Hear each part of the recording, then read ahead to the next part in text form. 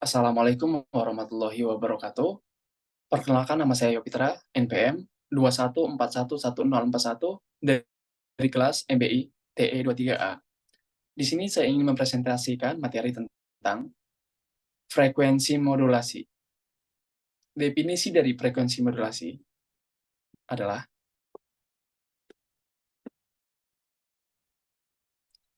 modulasi frekuensi didefinisikan sebagai deviasi frekuensi sesaat sinyal pembawa atau dari frekuensi tidak termodulasinya sesuai dengan amplitudo sesaat sinyal pemodulasi.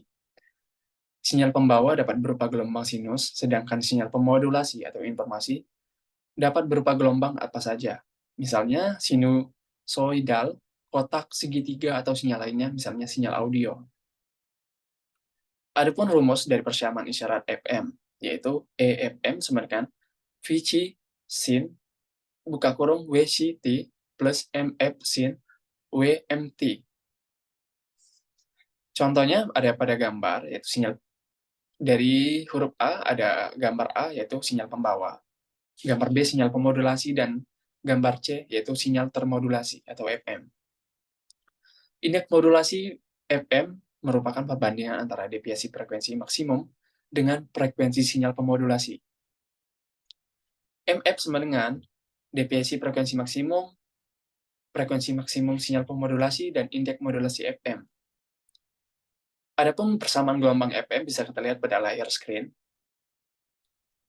Persamaan gelombang FM, EFM sama dengan amplitudo sesaat gelombang termodulasi FM. Vc, amplitudo puncak pembawa. Gn, penyelesaian fungsi Bessel order ke N untuk indeks modulasi. Dan yang terakhir yaitu ada MF, indeks modulasi FM. Di sini juga ada persamaan gelombang FM. Penjelasan tugasnya juga bisa kita lihat ada relapse amplitudo.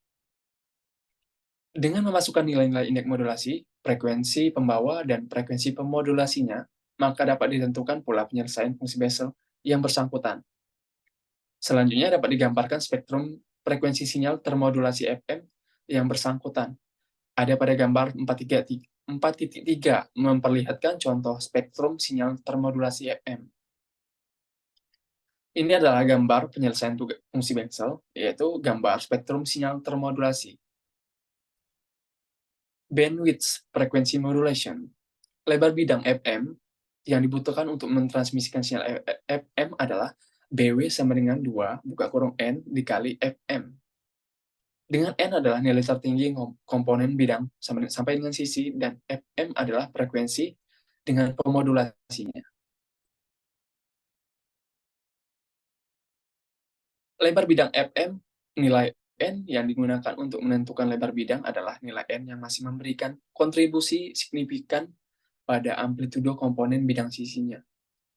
Kontribusi yang dapat dianggap signifikan adalah yang memberikan tegangan sebesar minimal 1% atau sampai dengan 40 dB. Hal ini dapat dilihat pada tabel fungsi Bessel, misalnya untuk MF sebesar 5, maka jumlah N yang signifikan adalah 8, sampai dengan J8 untuk N lebih besar dari 8 diabaikan. Ini adalah beberapa tabel fungsi Bessel. Carson Rule pada tahun 1938, J.R. Carson menyatakan bahwa untuk mentransmisikan sinyal termodulasi FM dibutuhkan lebar bidang minimal 2 kali jumlahan deviasi frekuensi dengan frekuensi maksimum sinyal termodulasi. Selanjutnya, hal ini dikenal dengan Carson Rule dan dapat dinyatakan sebagai rumusnya adalah BW sama dengan 2 buka kurung.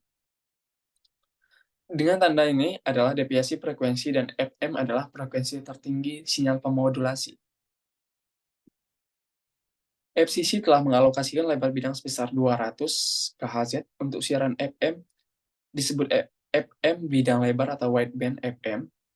Deviasi frekuensi maksimum yang diizinkan adalah sebesar kurang lebih 75 kHz. Dengan batasan ini, maka besarnya indeks modulasi juga dibatasi, mulai sebesar MF sama dengan 5 untuk FM sama dengan 15 kHz, hingga sebesar MF sama dengan 1500 untuk FM sama dengan 50 Hz.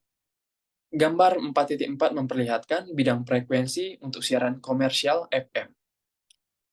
Selain yang telah dibahas di atas, FCC juga mengalokasikan bidang frekuensi untuk siaran FM bidang sempit sebesar 10-30 kHz. Indeks modulasinya dibuat mendekati 1, sehingga lebar bidang yang diperlukan sama dengan lebar bidang untuk sinyal AM, yaitu hanya sebesar 2 kali FM. Contoh FM di bidang sempit antara lain sistem radio, pelayanan taksi, telepon seluler, radio amatir, dan lain-lain. Ini adalah gambar bidang frekuensi untuk siaran komersial FM. Terima kasih. Wassalamualaikum warahmatullahi wabarakatuh.